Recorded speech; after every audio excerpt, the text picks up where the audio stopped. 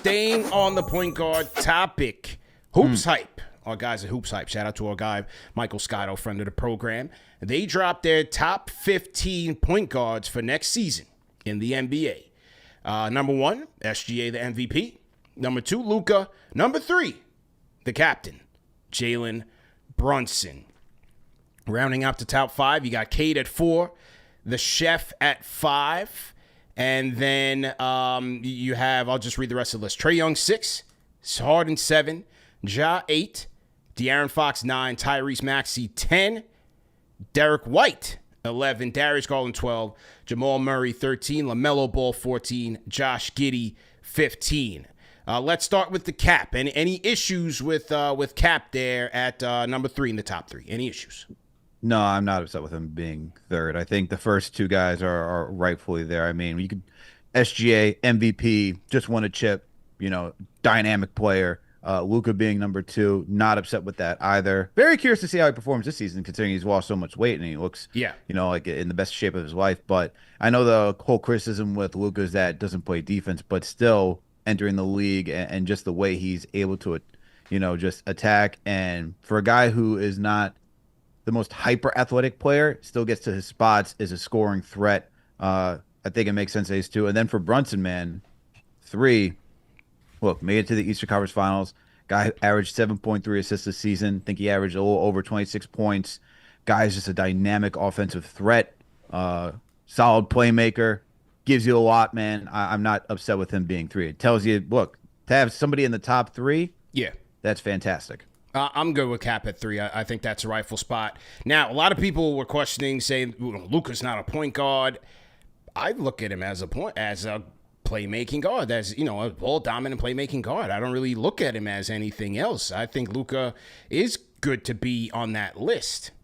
Mm-hmm. You know what I'm saying? Now the chef is interesting too. I think those are 2 interesting spots to have them at, but it's like, where are you going to put them? You going to have a top 15 combo guard list? You know what I'm saying? Yeah, I mean, it's the same thing with Steph. It's like people say he's not a point guard, although I would say go back to when they won the title. He had to do a lot of the work and a lot of the playmaking that first chip. I don't even care if they lost Kevin Love and Kyrie on the other side. The way that he was working and getting guys to their spots, he was looking like the point guard of that season. And so, look, this goes back to the conversation. What is a point guard, right? Yeah. And it's just evolved. And if they're score first guys who think about passing second just because you want to garner the attention, utilize your gravity to just shape shift how the floor is set up, then so be it. That's what the point guard is today. I'm a little curious as to how you put Steph below Cade Cunningham. I was just gonna ask.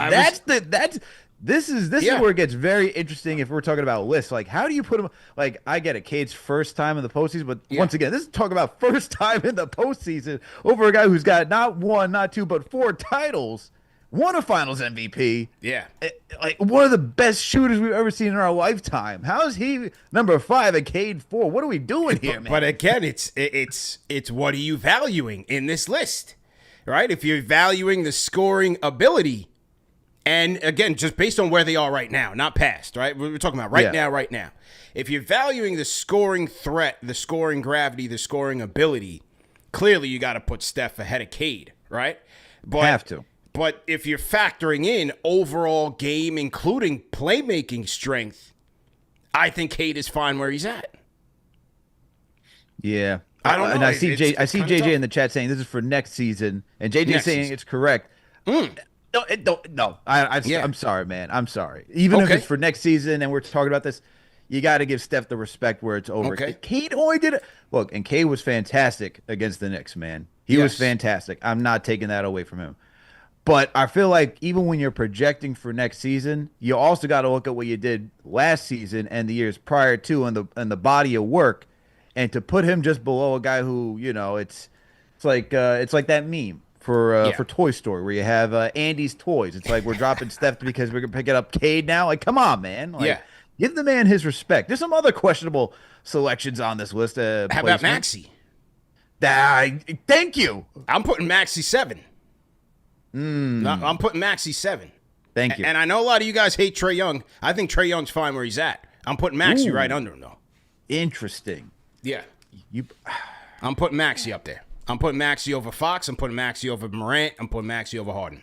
Yeah, I agree with that. I'm putting Maxey up there. I agree with that. I thought Maxey was way too low on this low. list.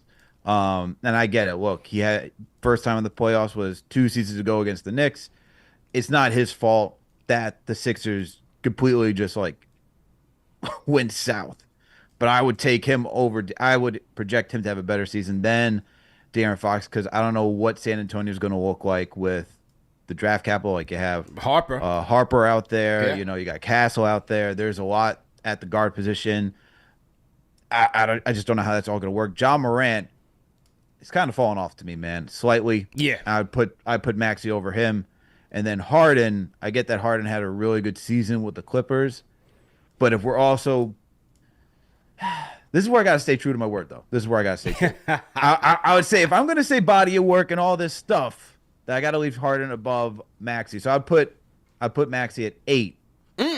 Okay. And leave Harden at 7, just because the body of work, the scoring, the facilitating. I've seen Harden do it. Maxey only have 1, so I'll leave it at that. Yeah. Side of the Rhyme Animal Chuck D says Maxey's John Wall with more control. I mean, what do you want to do? Like, Maxey's out there. He's got nobody to play with. You got Embiid and Paul George, the walking injuries, right? The walking body cast. He's got to do everything himself. But I'm putting him up there over. Is Ja Maxey asking for Tobias Harris to return? Like, man, we ran this man out of town. Might need it. Might need it. Who else? How about Jamal Murray's very interesting. He's very interesting because at moments he could really take off, and then in other moments he's a dud. It's very interesting. Put him against. If he could face the Lakers every single game, he'd be top. He'd be number 2. He's probably. a problem.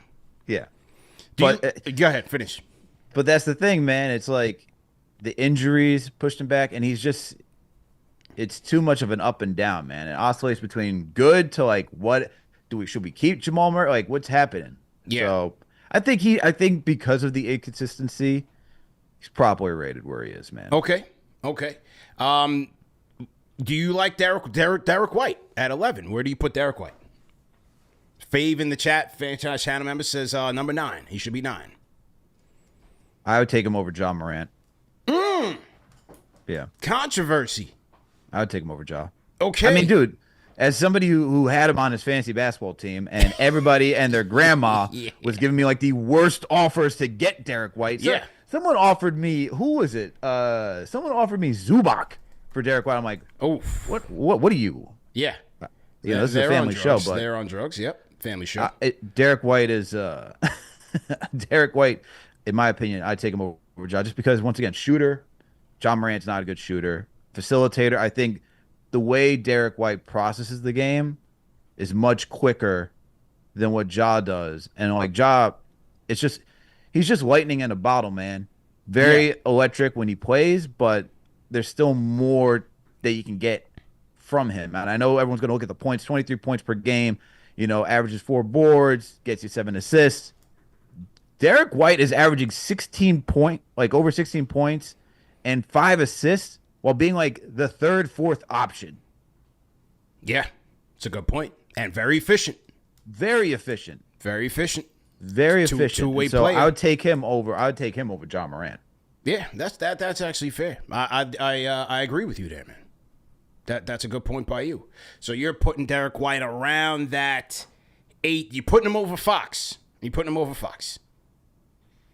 I think I would shuffle where I have Fox, because Fox is still talented. Then I go Derek White, and then Ja goes underneath. Okay. Just because Fox is still, I'd still like Fox is still talented, man. Yeah. He's improved as a 3-point shooter, the facilitating, the speed. Like, as much as I could say, Derek White is hyper efficient. Like, De'Aaron Fox is still a very efficient player and gives you a lot more than what Ja does. And I would say that because of his responsibility and what he does, that would just outweigh Derek White. Gamba in the chat is saying, salute to everybody in the chat. Once again, hit the like button, hit the share button, subscribe to the channel. Gamba in the chat is saying LaMelo is too low. I was getting to that. LaMelo Hive said the disrespect is real. Are they disregarding the injury? Where should LaMelo be on this list? LaMelo is very talented. I'm leaving him right where he is. Okay. Okay. I think, look, very talented player, but you got to do something, man. You got to do something. Numbers, all that's great. Are you a winning player? Like when when you're out there and you're trying to lead your team to the postseason, are you going to be there? Are you going to actually do everything in your power to take them there? And you can say, hey, the team has been, has had to deal with injuries.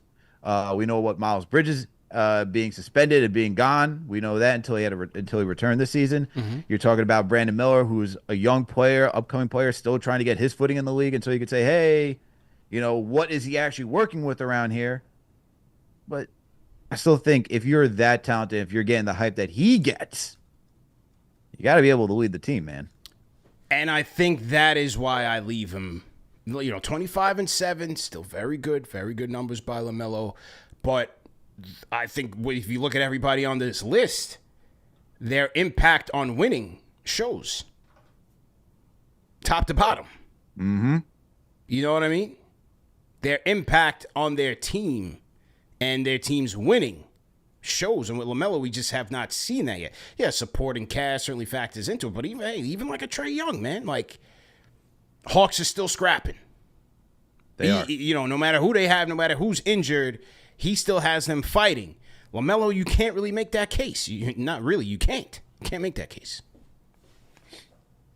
So what do you guys think? Would you replace him over? Would you? So, I mean, Giddey being 15 is where it's like, okay. Yeah, that was a little interesting. That was interesting. Yeah. And I mean, yeah. I know there's like 26 players on it, but yeah, would you put Giddey above LaMelo, or you leave LaMelo right where he is? No, but I still think you got to factor in some sort of talent as well. And Giddey, okay, yeah, you still got to factor in some sort of talent. All right. People asking where Spider in the obviously they're gonna put Spider in the 2-guard spot. You can't have Spider and Garland in there, right? Gotta. Yeah, and I'd say like Donovan's he's truly a scoring guard. Right. He's truly a scoring guard. That's right. All right. Even by today's standards of like how you define point guard, he's still a scoring guard. Yeah. True indeed. True indeed, man.